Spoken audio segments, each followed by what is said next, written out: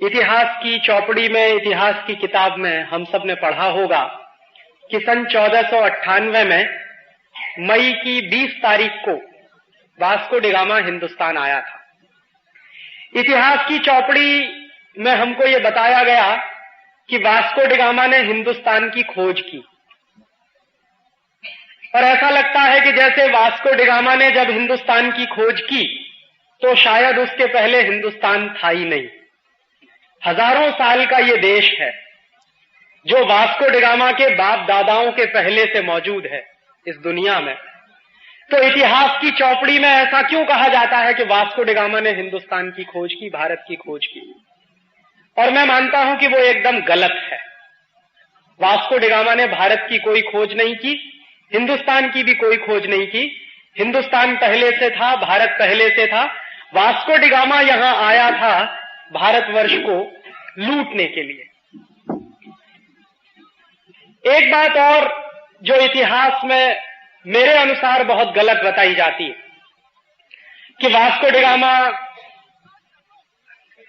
श्री हरिभाई देसाई समकालीन तंत्री बदलने से आवताली।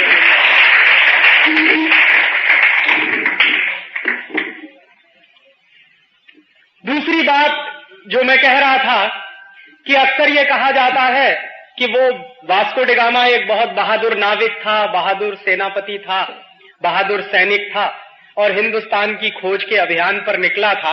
ऐसा कुछ नहीं था।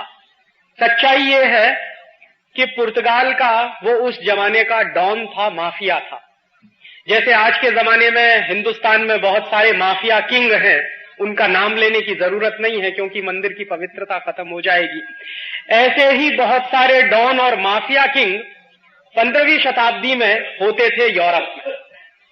और 15वीं शताब्दी का जो यूरोप था वहां दो देश बहुत ताकतवर थे उस जमाने में। एक था स्पेन और दूसरा था पुर्तगाल। तो वास्को डी गामा जो था वो पुर्तगाल का माफिया किंग था। 1490 के आसपास से वास्को डी गामा पुर्तगाल में चोरी का काम, लुटेरे पने का काम, डकैती डालने का काम, ये सब किया करता था।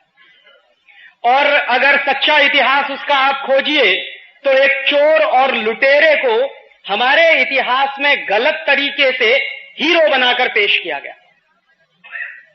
और ऐसा जो डॉन और माफिया था उस जमाने का पुर्तगाल का, ऐसा ही एक दूसरा लुटेरा और डॉन था, माफिया था, उसका नाम था कोलंबस। वो स्पेन का था। तो हुआ क्या था, कोलंबस गया था अमेरिका को लूटने के लिए और वास्को डी गामा आया था भारतवर्ष को लूटने के लिए। लेकिन इन दोनों के दिमाग में ऐसी बात आई कहां से, कोलंबस के दिमाग में ये किसने डाला कि चलो अमेरिका को लूटा जाए, और वास्को डी गामा के दिमाग में किसने डाला कि चलो भारतवर्ष को लूटा जाए? तो इन दोनों को ये कहने वाले लोग कौन थे? अतुल भाई जो बता रहे थे वही बात मैं आपसे दोहरा रहा हूं।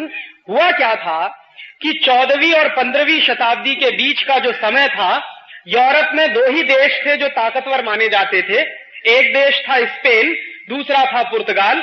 तो इन दोनों देशों के बीच में अक्सर लड़ाई झगड़े होते थे। लड़ाई झगड़े किस बात के होते थे कि स्पेन के जो लुटेरे थे वो कुछ जहाजों को लूटते थे तो उसकी संपत्ति उनके पास आती थी। ऐसे ही पुर्तगाल के कुछ लुटेरे हुआ करते थे, वो जहाजों को लूटते थे तो उनके पास संपत्ति आती थी। तो संपत्ति का झगड़ा होता था कि कौन कौन संपत्ति ज्यादा रखेगा, स्पेन के पास ज्यादा संपत्ति जाएगी या पुर्तगाल के पास ज्यादा संपत्ति जाएगी। तो उस संपत्ति का बंटवारा करने के लिए कई बार जो झगड़े होते थे वो वहां की धर्म सत्ता के पास ले जाए जाते थे।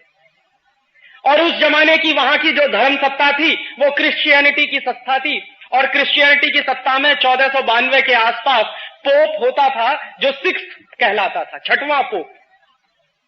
तो एक बार ऐसा ही झगड़ा हुआ पुर्तगाल और स्पेन की सत्ताओं के बीच में। और झगड़ा किस बात को लेकर था? झगड़ा इस बात को लेकर था कि लूट का माल जो मिले वो किसके हिस्से में ज्यादा जाए।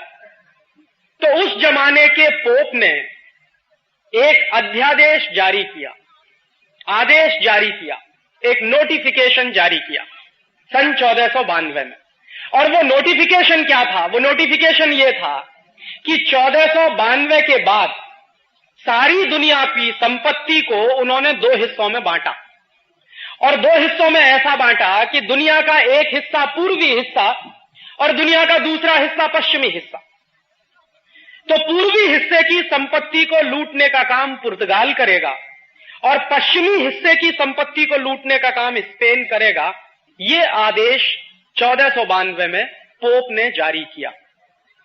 ये आदेश जारी करते समय जो मूल सवाल है वो ये है कि क्या किसी पोप को ये अधिकार है कि वो दुनिया को दो हिस्सों में बांटे और उन दोनों हिस्सों को लूटने के लिए दो अलग अलग देशों की नियुक्ति कर दे। स्पेन को कहा कि दुनिया के पश्चिमी हिस्से को तुम लूटो, पुर्तगाल को कहा कि दुनिया के पूर्वी हिस्से को तुम लूटो। और 1492 में जारी किया हुआ वो आदेश और बुल आज भी एग्जिस्ट करता। ये क्रिश्चियनिटी की धर्म सत्ता कितनी खतरनाक हो सकती है उसका एक अंदाजा इस बात से लगता है कि उन्होंने मान लिया कि सारी दुनिया तो हमारी है और इस दुनिया को दो हिस्सों में बांट दो। पुर्तगाली पूर्वी हिस्से को लूटेंगे, स्पेनिश लोग पश्चिमी हिस्से को लूटेंगे। तो पुर्तगालियों को चूंकि दुनिया के पूर्वी हिस्से को लूटने का आदेश मिला पोप की तरफ से, तो उसी लूट को करने के लिए वास्को डी गामा हमारे देश आया, क्योंकि भारतवर्ष दुनिया के पूर्वी हिस्से में पड़ता है। और उसी लूट के सिलसिले को बरकरार रखने के लिए कोलंबस अमेरिका गया। इतिहास बताता है कि 1492 में कोलंबस अमेरिका पहुंचा और 1498 में वास्को डी गामा हिंदुस्तान पहुंचा, भारतवर्ष पहुंचा। कोलंबस जब अमेरिका पहुंचा तो उसने अमेरिका में जो मूल प्रजाति थी रेड इंडियंस, जिनको माया सभ्यता के लोग कहते थे, उन माया सभ्यता के लोगों से मारकर पीटकर सोना चांदी छीनने का काम शुरू किया। इतिहास में यह बराबर गलत जानकारी हमको दी गई कि कोलंबस कोई महान व्यक्ति था। महान व्यक्ति नहीं था, अगर गुजराती में मैं शब्द इस्तेमाल करूं तो नराधम था। और वो किस हद दर्जे का नराधम था, सोना चांदी लूटने के लिए अगर किसी की हत्या करनी पड़े तो कोलंबस उसमें पीछे नहीं रहता था।